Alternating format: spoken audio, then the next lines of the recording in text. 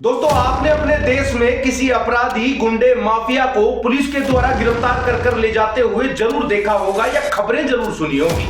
लेकिन भारत के इतिहास में पहली बार ऐसा हो रहा है जब सिटिंग मुख्यमंत्री को ही गिरफ्तार कर लिया गया है। ईडी यानी प्रवर्तन निर्देशालय के द्वारा इसी मसले में यानी कि शराब घोटाले के चक्कर में आम आदमी पार्टी के 2 सीनियर लीडर्स को पहले से पकड़कर जेल में डाल रखा है। वो 2 सीनियर लीडर हैं मनीष सिसोदिया और संजय सिंह, और अब इस बार अरविंद केजरीवाल को ही गिरफ्तार कर लिया गया है।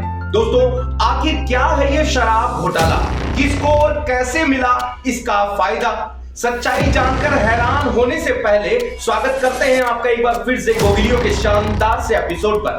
दोस्तों, चैनल को सब्सक्राइब कर इस वीडियो को सभी तक शेयर कर देना ताकि पता चले कि अरविंद केजरीवाल को गिरफ्तार क्यों किया गया है। तो चलिए शुरू करते हैं। दोस्तों, दिल्ली में हुए शराब घोटाले के तार जब अरविंद केजरीवाल से मिलते दिखे तो ईडी यानी प्रवर्तन निर्देशालय ने मुख्यमंत्री अरविंद केजरीवाल को समन भेजा मिलने के लिए। लेकिन उस समन का मुख्यमंत्री पर कोई भी असर नहीं पड़ा और अरविंद केजरीवाल वहां नहीं गए। लेकिन ईडी बार बार समन भेजती गई और लगभग 9 बार समन केजरीवाल तक पहुंचाए गए। केजरीवाल के कानों तक जूं नहीं रहेगी। इस बार जब 10वां समन गया तो केजरीवाल ईडी के पास न जाते हुए सीधा ही हाई कोर्ट चले गए और वहां जाकर इस पर रोक लगाने की अर्जी दे दी। कुछ ही देर में दिल्ली की हाई कोर्ट ने अरविंद केजरीवाल की इस रिक्वेस्ट को रिजेक्ट कर दिया। उन्होंने कहा कि ईडी का पूरा अधिकार है कि वो किसी को भी जांच के लिए, पूछताछ के लिए बुला सकती है। ये सब कुछ होने के बाद ईडी अरविंद केजरीवाल के घर जाती है, उनके घर की तलाशी ली जाती है और अरविंद केजरीवाल से कुछ सवाल पूछने के बाद ही रात को ही उन्हें गिरफ्तार कर ले जाया जाता है। असल में क्या है ये घोटाला? ये क्या है शराब घोटाला? क्या विदेश से शराब मंगाई है या यहीं पर शराब बनाकर बेच दी गई है, या अरविंद केजरीवाल ने अपनी पार्टी वालों को शराब मंगाकर पिला दी? क्या है ये घोटाला? इसको जानने के लिए अब आपको चलना होगा 17 नवंबर 2021 में। दोस्तों, 17 नवंबर 2021 वही दिन था जिस दिन दिल्ली की आम आदमी पार्टी की सरकार ने नई शराब नीति लागू की। इसलिए पूरे दिल्ली को 32 जोन में बांटा गया।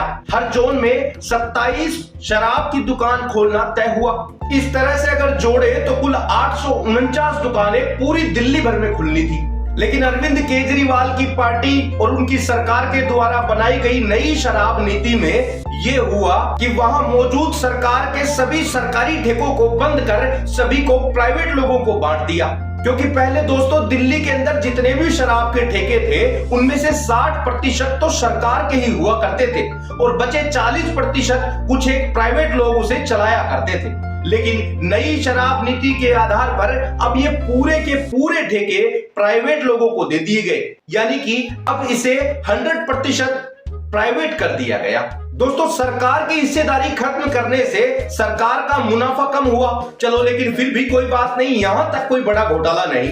लेकिन अब आप थोड़ी और गहराई से इसे समझिए। दोस्तों, पहले दिल्ली के अंदर एक 750 ml की एक बोतल की कीमत 530 रुपए हुआ करती थी। उसमें से 33.5 रुपए ठेकेदार यानी दुकानदार का मुनाफा हुआ करता था और सरकार इन्हीं 530 रुपयों में से 223 रुपए की उत्पादन शुल्क लेती थी और 106 रुपया वेट का शुल्क लिया करती थी। तो कुल मिलाकर सरकार के पास 530 रुपयों में से 330 रुपए के करीब का मुनाफा होता। लेकिन नई शराब नीति जब से दिल्ली में लागू हुई तब से वही 530 रुपए वाली बोतल अब 560 में बिकने लगी है। ऊपर से सरकार को जो 330 रुपए पर बोतल पर फायदा हो रहा था, अरविंद केजरीवाल की सरकार ने अब उस पूरे मुनाफे को प्राइवेट ठेकेदारों के हाथ में दे दिया। यानी कि कुल मिलाकर आज की तारीख में एक 560 रुपए की बोतल पर सरकार को कुल 4 रुपया ही टैक्स मिलता है। तो इस हिसाब से तो ये सरकार को बड़ा नुकसान पहुंचाकर खुद का फायदा लिया गया।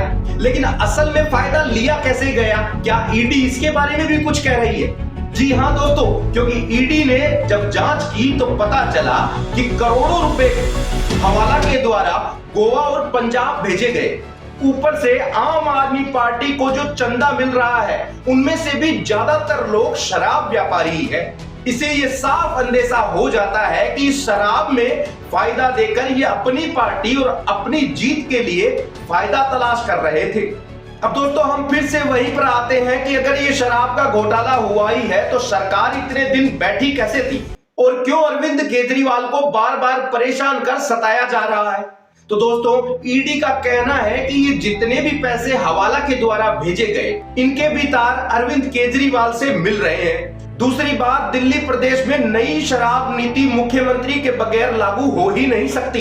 इसके अलावा ये पार्टी के अध्यक्ष भी हैं, यानी पार्टी को जो गलत फंड मिला है उसकी भी पूछताछ तो अरविंद केजरीवाल से ही होगी ना।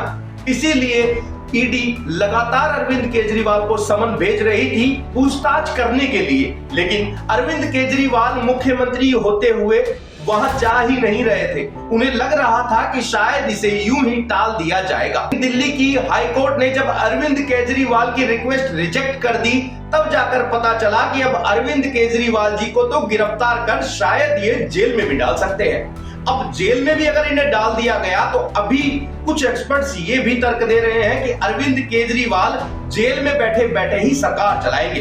दोस्तों पता नहीं हमारे देश का क्या होने वाला है, ये राजनीति का खेल है और कब तक और कैसे चलेगा ये तो कोई नहीं जानता। दोस्तों क्या होगा इस फैसले में ये भी हम नहीं बता सकते। अब इस फैसले पर असल सच्चाई आएगी तब तक का हमें इंतजार है। तो आज के लिए हमें दीजिए इजाजत, फिर मिलेंगे एक और नई वीडियो के साथ। आप लगातार देखते रहिए गोगिलियो।